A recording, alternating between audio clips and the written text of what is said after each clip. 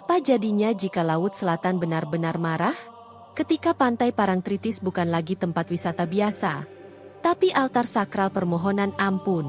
Seorang kakek sakti penjaga kunci keraton, ditemui penampakan misterius wanita berkebaya hijau di atas ombak. Apakah ini pertanda Sang Ratu Laut Selatan telah memberi pengampunan, atau justru peringatan terakhir? Mari kita simak cerita lengkapnya. Angin malam berhembus lembut di Yogyakarta. Di tengah senyapnya keraton, seorang kuncen tua didatangi oleh sosok perempuan berwajah pucat, berselendang hijau zamrud. Suaranya lirih namun penuh wibawa, menyampaikan pesan dari laut yang mulai terluka. Jika lautku terus dilukai, bukan aku yang akan murka, namun sesuatu yang jauh lebih tua dariku akan bangkit. Malam itu, langit Yogyakarta berat oleh awan pekat. Bintang enggan menampakkan sinarnya. Bulan hanya menunjukkan separuh wajahnya yang pucat. Angin dari selatan menyusup pelan melewati tembok keraton yang tua, membawa aroma laut yang tajam dan asing. Bukan aroma laut biasa, melainkan campuran garam, dupa, dan bunga melati yang mengering di dalam kompleks keraton Ngayogyakarta Hadiningrat. Suasana hening, para abdi dalam telah kembali ke biliknya masing-masing. Namun di sudut bangsal tua yang hanya dihuni saat upacara besar, Mbah Surakso, sang kuncen utama, duduk bersila dalam keheningan. Usianya telah melewati 80 tahun. Tapi mata batinnya tetap setajam tombak pusaka yang ia simpan di balik kelambu putih. Sejak sore, kegelisahan merayap dalam hatinya. Sebuah getaran gaib dari arah laut selatan yang terasa begitu kuat. Ia mencoba menenangkan diri dengan zikir dan doa, tapi hatinya tak mampu berdusta. Malam ini, tamu dari alam lain akan datang. Bukan tamu biasa. Ketika jarum jam menunjuk tengah malam, suasana berubah drastis. Angin berhenti, udara menjadi dingin menusuk hingga nafas membeku dan tampak seperti asap di udara. Langkah kaki lembut terdengar, serupa kain yang diseret di atas lantai marmer tua. Cahaya kehijauan perlahan memenuhi ruangan. Sosok perempuan anggun muncul, berselendang hijau zamrud, rambut tergerai hingga pinggang, matanya menembus langsung ke dalam jiwa siapapun yang memandangnya. Nyi Roro Kidul, Ratu Laut Selatan, hadir di hadapan Mbah Surakso, tokoh yang selama ini hanya dikenal dalam cerita rakyat, upacara adat, dan bisikan leluhur. Mbah Surakso segera menunduk dalam-dalam, tak berani menatap langsung wajah sang ratu. Suaranya lirih penuh hormat. "Kaula nyuwun pangapunten, Gusti Ratu. Mugi saget kaula tampi dawu panjenengan. Ampunilah hamba, Gusti Ratu. Semoga hamba dapat menerima titah panjenengan."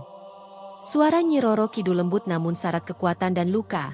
"Aku tidak datang membawa murka, tapi bukan tanpa alasan. Ada hal yang harus kau ketahui, yang harus kau sampaikan. Lautanku sedang menangis. Jogja tak lagi menghormatinya." Mbah Surakso perlahan mengangkat kepala, masih dengan pandangan tunduk. Hatinya mulai diliputi ketakutan, bukan karena ancaman, tapi karena sadar bahwa bila Nyi Roro Kidul turun gunung seperti ini, berarti sesuatu yang sangat serius sedang terjadi. "Maafkan kami, Gusti Ratu. Apa yang terjadi? Apa yang bisa kami perbaiki?" tanyanya penuh harap. Nyi Roro Kidul berdiri, matanya menatap langit-langit bangsal, lalu berkata, "Pantai-pantai di selatan, tempatku bersemayam, kini penuh sampah. Bukan hanya plastik dan sisa makanan, tapi juga niat-niat kotor manusia. Mereka datang bukan untuk merenung atau menyatu dengan alam, tapi hanya untuk bersenang-senang dan meninggalkan kotoran." Ia berhenti sejenak, lalu menatap Mbah Surakso dalam-dalam. Mereka lupa, laut bukan sekadar air asin dan pasir. Laut adalah penjaga, saksi, dan ia bisa memberi, tapi juga bisa mengambil. Suasana makin dingin. Pelita di sudut ruangan redup, seolah ikut tunduk di hadapan Sang Ratu Laut Selatan. Dada Mbah Surakso sesak antara sedih dan takut. Ia tahu, Yogyakarta sedang ditegur oleh penguasa alamnya sendiri. "Panjenengan kerso ngutus kula, Gusti?" tanya Mbah Surakso pelan. Nyi Roro Kidul mengangguk. "Iya, Mbah. Sampaikan pada para pemimpin, warga, siapapun yang mendengar, ini peringatan. Jika mereka terus mengotori laut, terus melupakan keseimbangan antara manusia dan alam, Aku tidak akan segan mengingatkan dengan cara yang lebih keras. Dari arah selatan terdengar gemuruh ombak, seolah laut menyampaikan salam dalam bahasa alam. Saat bayangan Nyi Roro Kidul mulai memudar, Mbah Surakso tahu tugasnya baru dimulai. Pesan dari kedalaman samudra telah dititipkan padanya. Pesan yang harus segera disampaikan, sebelum semuanya terlambat. Pagi menjelang, namun langit Yogyakarta masih suram. Matahari seolah enggan menembus awan tebal yang menggantung di atas kota. Dalam keraton, Mbah Surakso masih duduk bersila, tubuh renta tak memperlihatkan lelah meski semalaman tak tidur. Wajahnya tegang, matanya menyimpan tekad yang baru dibakar oleh amanah besar dari Sang Ratu Laut Selatan. Ia tahu, pesan itu bukan untuk disimpan, tapi untuk segera disampaikan. Dengan perlahan ia bangkit, menggenggam tongkat kayu jati yang telah menemaninya puluhan tahun, dan melangkah ke bangsal utama keraton. Langkah pertama yang harus ditempuh adalah menemui para abdi dalem dan pangulu adat, dan jika memungkinkan, langsung menyampaikan hal ini ke Sri Sultan Hamengkubuwono, pemimpin spiritual dan budaya Yogyakarta. Namun, membawa pesan dari alam gaib ke dunia manusia bukan perkara mudah. Tidak semua percaya, apalagi di zaman ketika manusia lebih mempercayai layar ponsel daripada suara angin dan bisikan leluhur. Di sebuah bangsal pertemuan di keraton, beberapa abdi tengah sibuk mempersiapkan acara kecil untuk menyambut tamu dari luar kota. Namun, begitu Mbah Surakso tiba, suasana langsung berubah. Semua segera menunduk dan memberi hormat kepada sosok tua yang sangat dihormati itu, penjaga jantung spiritual keraton. Keberadaan Mbah Surakso tak kasat mata, namun menjadi penopang keseimbangan budaya dan gaib di tanah Mataram ini. Drak sembah nuwun, Mbah. Kulo ajeng nyuwun dauh, ucap seorang abdi dalam muda dengan suara penuh hormat. Mbah Surakso hanya mengangguk pelan. Panggilkan para sesepuh adat, katanya. Ia membawa pesan penting dari beliau.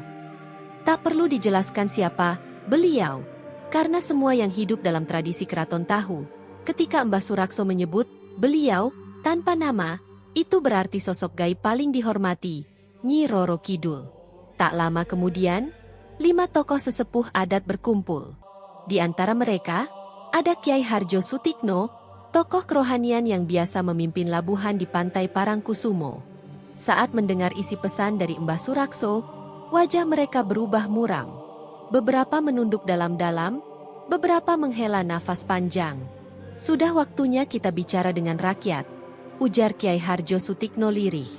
Laut Selatan bukan sekadar destinasi wisata. Di sana ada kerajaan yang hidup berdampingan dengan kita sejak ratusan tahun lalu. Kita sudah terlalu lama lupa. Mbah Surakso mengangguk. Ratu tidak datang untuk mengancam, tapi beliau kecewa.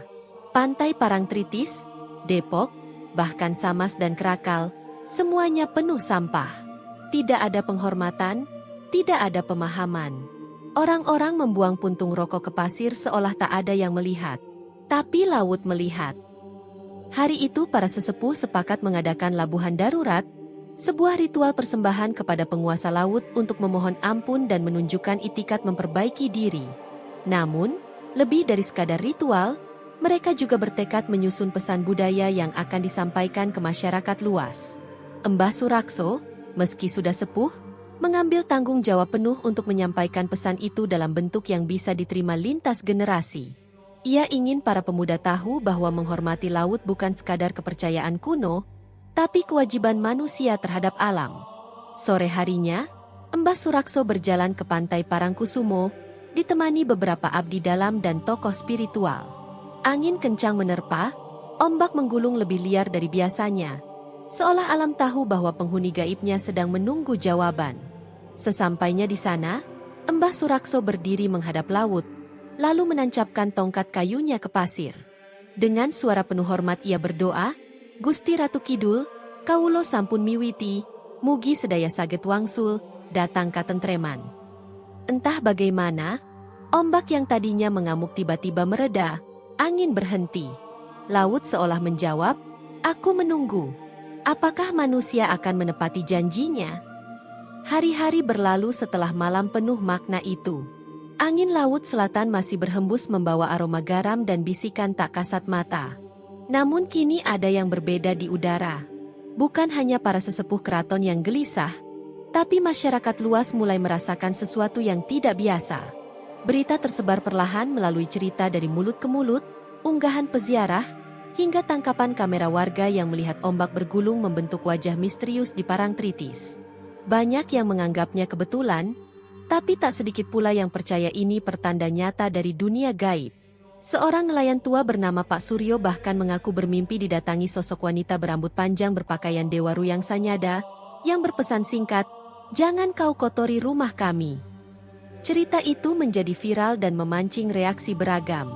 Ada yang menganggapnya dongeng belaka, tapi banyak juga yang mulai merenung. Apalagi setelah seorang turis domestik terseret ombak di pantai Depok saat sedang live di media sosial, sambil bergurau tentang mau bertemu Ratu Kidul. Video itu menghebohkan jagat maya, terutama karena sebelum terseret, sang turis sempat berkata, "Katanya di sini ada ratu. Mana? Kok cuma sampah doang?" Seolah menjadi teguran nyata. Masyarakat mulai memperhatikan kembali hubungan antara manusia, alam, dan dunia gaib. Melihat situasi itu, pihak keraton segera menggelar temu budaya bersama tokoh masyarakat, pecinta lingkungan, komunitas pemuda, dan penggiat adat. Pertemuan digelar di Pendopo Taman Sari, dan Mbah Surakso didapuk membuka acara. Dengan suara berat tapi penuh wibawa, ia berkata, "Laut adalah bagian hidup kita, bukan sekadar tempat mencari rezeki atau berlibur. Di sanalah bersemayam penjaga keseimbangan, yang sejak zaman leluhur telah bersahabat dengan tanah ini." Pesannya menyentuh banyak hati. Banyak yang meneteskan air mata, terutama saat Mbah Surakso menunjukkan sebotol air laut yang diambil dari Parangkusumo. Warnanya kini keruh, berlendir, dan penuh mikroplastik. Beginikah kita membalas lautan yang memberi kita hidup? Puncak kesadaran itu mulai menular. Beberapa komunitas pemuda Jogja seperti Gerakan Sampah Laut Selatan, Sedulur Segoro, dan Sapu Pantai Jogja mulai turun tangan menggalang gerakan bersih-bersih pantai setiap pekan, dari Kerakal hingga Gelagah. Yang paling mengejutkan, semakin banyak warga ikut bergabung, bukan semata karena peduli lingkungan, tapi juga karena takut akan murka Sang Ratu Laut Selatan. "Ini bukan cuma soal kebersihan," ujar Wahyu, Ketua Komunitas Sapu Pantai Jogja. "Ini soal menghormati leluhur. Kita tak bisa menganggap alam sebagai tempat buang sampah seenaknya. Kalau kita terus tak peduli, mungkin bukan hanya laut yang murka, tapi gunung pun akan bicara." Seiring itu, beberapa pengusaha wisata mulai mengubah pendekatan. Warung-warung mengganti plastik dengan daun pisang, papan peringatan dipasang dengan kutipan budaya Jawa, dan ritual kecil dilakukan sebelum membuka kios sebagai bentuk penghormatan pada penjaga laut. Namun, tidak semua menyambut perubahan dengan sukacita. Beberapa investor yang sudah menanam modal di kawasan pantai merasa risih dengan suasana mistik yang makin kental. Mereka khawatir bisnis terganggu. Seorang pemilik resort bahkan terang-terangan berkata dalam rapat, "Kalau kalian terus sebarkan cerita mistis seperti ini, siapa yang mau datang? Wisatawan takut, ekonomi bisa mati." Namun Mbah Surakso menanggapi dengan tenang, "Yang akan mati adalah jiwa kita sendiri jika tidak bisa menghargai tanah dan laut tempat kita berpijak." Kata-kata itu segera viral, direkam dan dibagikan ke berbagai platform media sosial. Banyak yang terinspirasi, dan tak sedikit yang datang ke pantai bukan untuk selfie, tapi untuk berdoa, merenung, atau sekadar duduk diam menyatu dengan debur ombak. Di langit, burung camar berputar-putar di atas Parangtritis, sementara laut seolah mulai tenang. Namun semua tahu, ini baru permulaan. Masih ada perjalanan panjang menuju keharmonisan sejati antara manusia dan alam. Sang Ratu masih menanti di istananya yang megah di dasar Laut Selatan, menunggu apakah manusia benar-benar berubah, atau hanya takut sesaat. Sepekan setelah kejadian yang menggugah kesadaran masyarakat Jogja itu, suasana di pantai Parangkusumo terasa berbeda. Pagi itu, langit berwarna biru pucat dengan awan tipis seperti selendang. Ombak menggulung pelan seolah menyambut sesuatu yang sakral. Keraton Yogyakarta bersama para sesepuh adat, abdi dalem, tokoh agama, dan komunitas lingkungan sepakat menggelar ritual besar permohonan maaf kepada alam dan penguasa Laut Selatan. Acara itu dinamakan Kidung Pangaksama Segoro Kidul.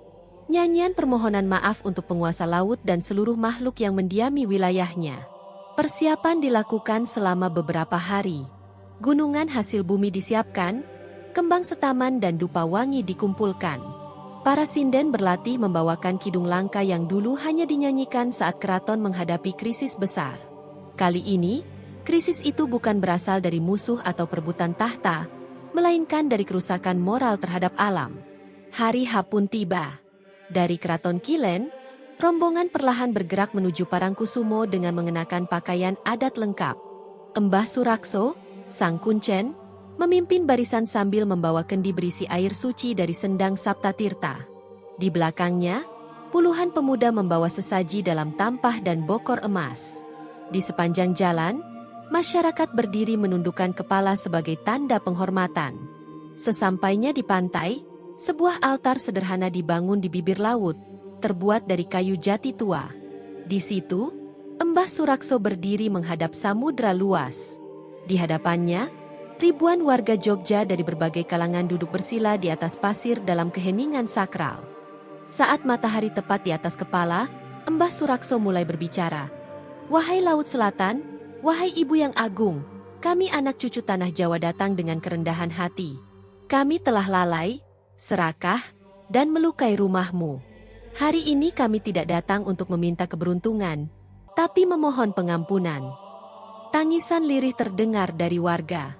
Ada yang meneteskan air mata, ada pula yang menunduk dengan wajah tertunduk dalam-dalam. Anak-anak muda yang dulu suka bersorak-sorai di pantai kini duduk diam, seakan mengerti betapa dalam luka yang telah dibuat. Kemudian suara gamelan mulai mengalun. Para sinden menyanyikan kidung kuno dengan suara gemetar namun penuh kekuatan. "Segoro Kidul, Ratu Kang Linuih, tulungna kaula ing donya. Muring aja nagesna, dosa anak putumu. Ning mugi kersa maringi pangapura." Artinya, Laut Selatan, Ratu yang mulia, tolonglah kami yang tersesat di dunia ini. Jangan hukum keturunanmu, tapi berkenanlah memberikan pengampunan.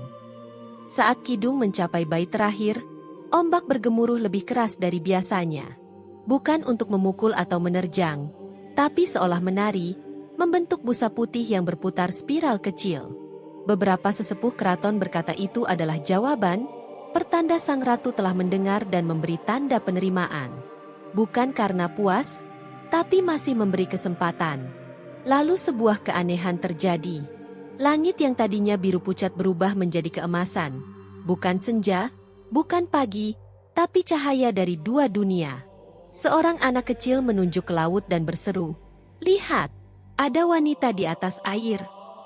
Semua menoleh, namun hanya beberapa yang mengaku melihat sosok wanita berambut panjang mengenakan kebaya hijau, berdiri di atas ombak, melambaikan tangan perlahan sebelum menghilang dalam kabut. Embah Surakso menunduk dalam lalu membisikkan doa terakhirnya. "Matur nuwun, Gusti. Semoga anak-anak bumi ini benar-benar belajar." Acara ditutup dengan pelepasan burung dara ke langit dan bunga 7 rupa yang dihanyutkan ke laut. Masyarakat pulang dengan hati penuh haru dan tekad.